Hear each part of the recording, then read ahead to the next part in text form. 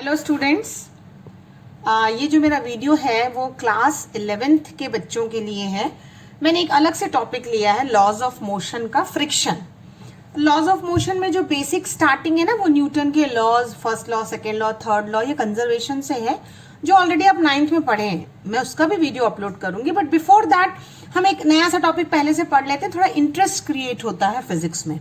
और ये जो हायर ऑर्डर क्वेश्चन बच्चे प्रिपेयर करना चाहते हैं, जो 9th से प्रिपेयर करते हैं, उनके लिए भी ये फ्रिक्शन बहुत इंपॉर्टेंट है।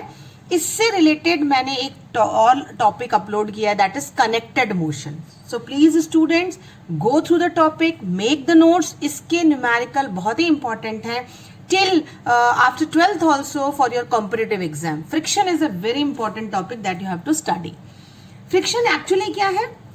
जब दो बॉडी आपस में कांटेक्ट में होती है। बहुत सिंपल सी चीज है, जैसे मान लीजिए मैंने एक बुक है, वो टेबल पे रखी हुई है, this is the book on a plane surface, और मैंने फोर्स अप्लाई की। सपोज यहां से मैंने उसमें फोर्स अप्लाई हुई, तो अगर ये बुक मेरे टेबल के कांटेक्ट में रखी है, मैंने फोर्स अप्लाई की, तो क्या होगा? The book will move on the other side. Right side book मेरी फोर्स के कारण मूव करेगी। अगर ये सरफेस बहुत स्मूथ है, my table is very smooth without any roughness, book बहुत ही इजिली खिसक जाएगी। But if I am having some roughness या some unevenness on the surface, book बहुत प्रॉपरली उतना डिस्टेंस कवर नहीं करेगी जितना हम खिसकाना चाहते हैं। तो ये अनइवननेस या जो ये मतलब सरफेस के बीच में जो मॉलिक्यूलर कांटेक्ट है, अगर ये बहुत मतलब ऊपर नीचे है, if it is uneven you can say, और roughness is there, then there is a opposing force act opposite to the direction of applied force. एक अपोजिंग फोर्स एक्ट करने लगती है दोनों सरफेस के कांटेक्ट पर, and that is called force of friction. अब देखिए, मैं इसे अगर डिफाइन करना चाहूं तो मैं क्या बोलूंगी? When ever a body moves और टेंड टू मूव, या तो बॉडी इस पर मूव करना चाह रही है सरफेस पे, या स्टार्ट करेगी मूव करना, when the two bodies are in contact with each other, a force will come into the play. The force will start automatically, which will begin in between the surface of contact, and that will oppose the relative motion. मैंने कई बार आपसे ये कहा है, try to write in your own words. तो simple term में मैं friction define कहूं तो कहूंगी कि when two bodies are in contact with each other, and if we want to apply the force to move the body, then the opposing force in the contact of surface, or which will oppose the relative motion, is known as force of friction. Correct? अब ये जो force of friction का direction है, वो सबसे पहले तो surface of contact पे लग रही है, और इसका हमेशा जो होगा वो अप्लाइड फोर्स से अपोजिट होगा। इसी अप्लाइड फोर्स से मान लीजिए मैंने ये ब्लॉक यहाँ रखा हुआ है और ऐसा खिसकाना चाह रही हूं मैं, बॉक्स है, बुक है, एनीथिंग, तो डेफिनेटली फोर्स ऑफ फ्रिक्शन इसके अपोजिट होगी। Always keep this thing in mind, force of friction act tangentially to the surface of contact and direction is opposite. Okay, so this is one important thing you have to remember.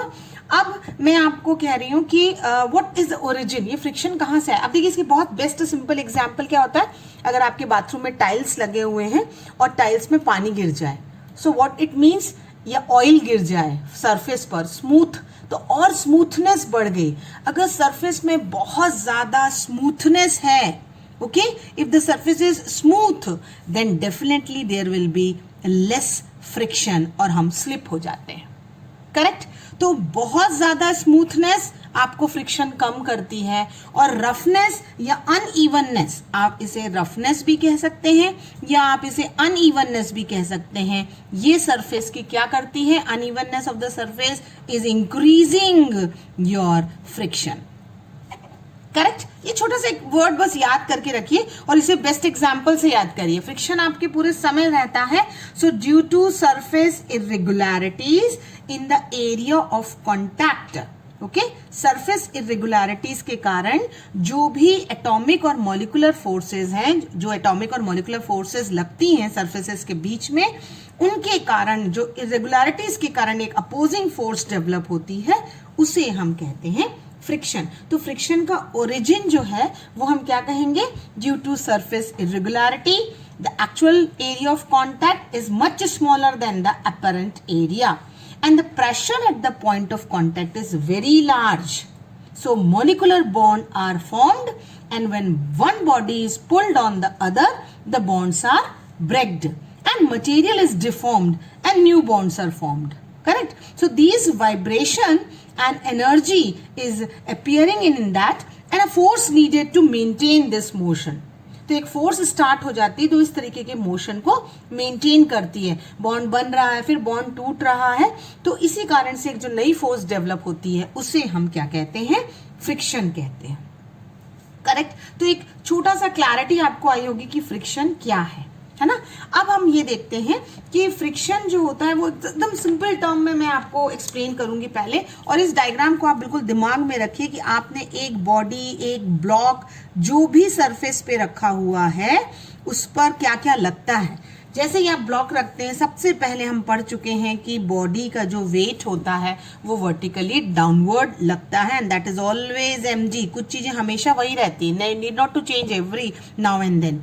और यहां से जैसे ही आपने Newton का third law लगाया, इसके ऊपर जो अपोजिंग फोर्स लगेगी, जो इसके बॉडी वेट को बैलेंस रखेगी, वो होगा normal reaction. For every action there is a reaction. अगर इस ब्लॉक को मैंने खिसकाने की कोशिश की है, so this will be my applied force. और क्योंकि ब्लॉक खिसक रहा है, देयर विल बी अनइवननेस या रफनेस या नहीं है, but there will be a force of friction. ठीक है. अब मैंने जैसे आपको एक एग्जांपल दिया ना, स्मूथनेस से याद रखिए आप कि फ्रिक्शन जो है वो क्या है? काफी कम है. अगर कम फ्रिक्शन है तो आपका सरफेस स्लिपरी हो गया, आप गिर गए. अगर वही चीज रफनेस होती है तो you need sometime the friction ना. जैसे रोड में आपने देखा होगा जब व्हीकल चलते हैं तो आप एडवर्टाइजमेंट में देखते हैं tyres are having a good grip on the surface.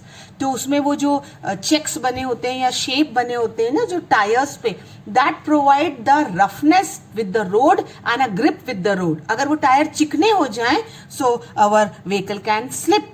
So we don't want that smooth tires. We always want roughness in the tire, isn't it? कभी कभी हम स्लीपर्स ऐसी पहनते हैं जिसमें हमारे पास नीचे रफनेस होती है स्मूथ टाइल्स पर या स्मूथ मार्बल पर चलने के लिए. So question can come, why it is difficult to walk on a sand? Because आपका जो पाँव है वो स्मूथ है, सैंड और स्मूथ है, so there is friction is less. आप स्लिप होने लगते हैं या आपकी सैंड आपके पाँव के नीचे से खिसकती है. You can not walk properly on the ice, you can not properly walk. That means again you want the friction to walk. तो हम ये नेक्स्ट वीडियो में देखेंगे डिफरेंट टाइप ऑफ फ्रिक्शन क्या क्या है, सॉरी डिफरेंट एग्जाम्पल्स क्या क्या है फ्रिक्शन के, and how the friction is an necessary evil. कहाँ कहाँ वो हमें काम आता है और कहाँ कहाँ हमें ये काम नहीं आता है. ठीक है. अभी हम देखेंगे कि what are the kinds of friction. देखिए आप इसे याद रखिए, ये मेरा एक कंसिडरेशन है कि मैंने एक ब्लॉक रखा है और उस पर जो वेट डाउनवर्ड लग रहा है वो कितना है? mg है. इस पे जो रिएक्शन फोर्स है वो r है. अब मैं सबसे पहले जो मैंने एक, अब just you assume something, you assume that you have keep a book या एक बहुत बॉक्स आपके टेबल पे रखा हुआ है, heavy box.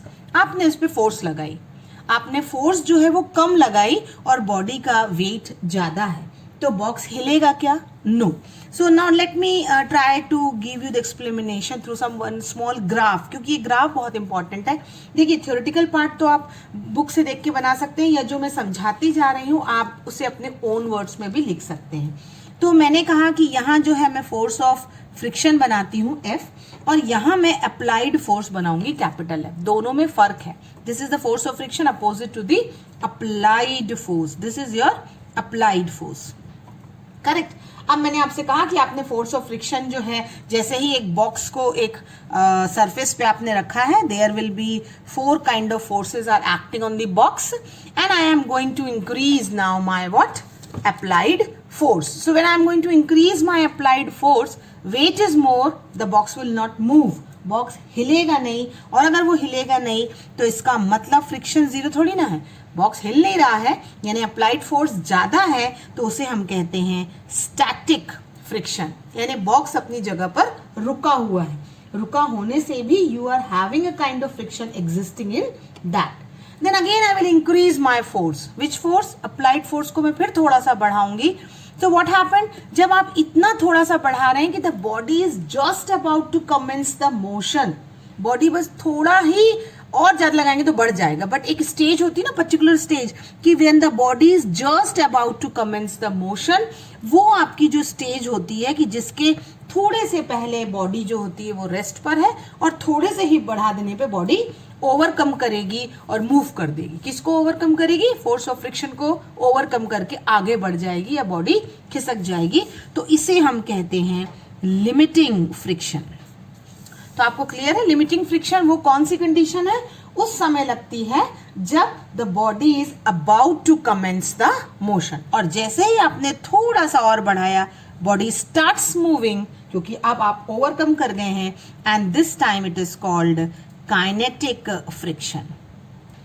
So in general अगर आपको फ्रिक्शन जस्ट एक्सप्लेन करना हो, so there is a static friction, जिसको हम लिमिटिंग स्टैटिक ऑलमोस्ट सेम मान लेते हैं, क्योंकि which is just a fine line is there between this and the kinetic friction when the body starts moving. अब एक सिंपल टर्म में बोलूं तो स्टैटिक एंड लिमिटिंग में कौन बड़ा है? Your force of friction is greater than your applied force, तभी तो वो हिल नहीं रहा था, और जैसे ही आपकी अप्लाइड फोर्स बड़ी हो गई तो you will have the kinetic friction.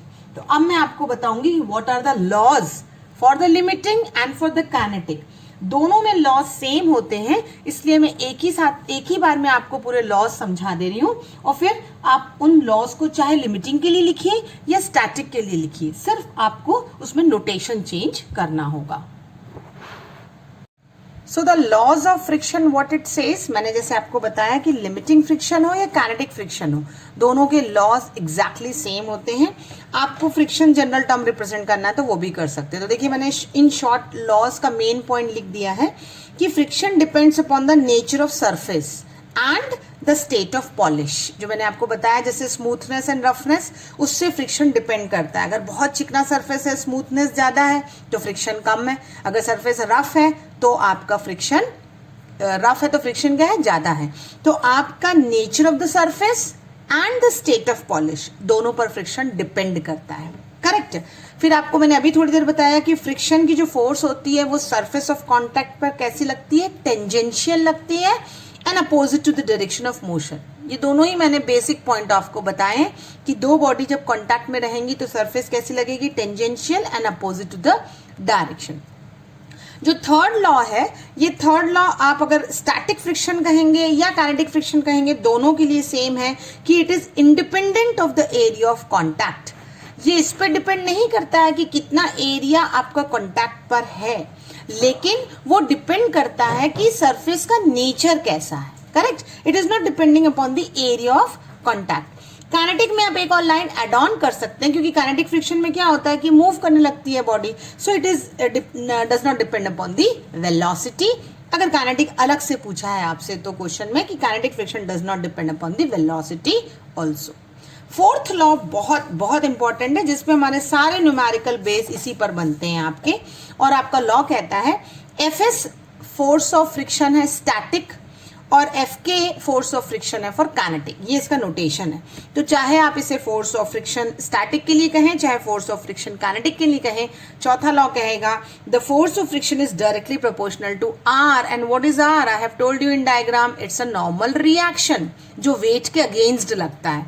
तो friction is directly proportional to reaction.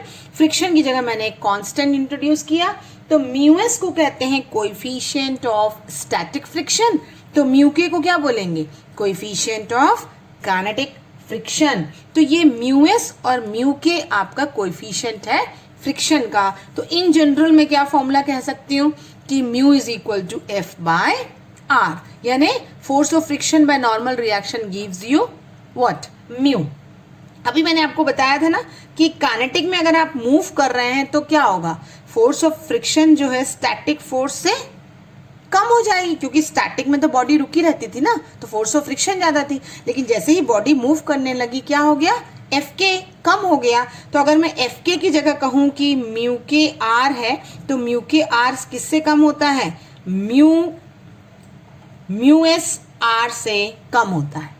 Correct. दोनों तरफ अगर मैंने आर कैंसिल कर दिया, तो अगर फोर्स ऑफ काइनेटिक फ्रिक्शन कम है तो आपका कोएफिशिएंट ऑफ काइनेटिक फ्रिक्शन भी स्टैटिक कोएफिशिएंट से कम होगा। तो इसमें हमने अभी क्या पढ़ा? What is friction? फ्रिक्शन क्या है? It's a opposing force which is existing between the two surfaces in contact, whether they are moving or tends to move. Then three types of friction are there. What are they? static when body is not moving, yani your applied force is less than the force of friction. Then the limiting friction where your body is just about to commence the motion, and the kinetic friction when your applied force is greater than the force of friction and body starts moving. The laws what we have seen is, laws क्या क्या बोलते हैं आपको, laws कह रहे हैं कि friction depends upon the nature of surface and the state of polish but doesn't depend upon the area of contact. ये बात ध्यान रखना आप surface के. Friction force tangential होती है, opposite to the direction of motion. And the last very important is Fs is equal to mu SR and Fk equal to mu KR. Till here I think आपको clear होगा friction क्या है. मेरा जो अगला video होगा उसमें मैं आपको बताऊंगी कि angle of friction, angle of repose क्या है, और ये पूरा एक डेरिवेशन फ्रेम होता है कि prove that angle of friction is equal to angle of repose. ये बहुत नोन क्वेश्चन और क्लियर क्वेश्चन है जो हर साल एग्जाम में आता है. Thank you students.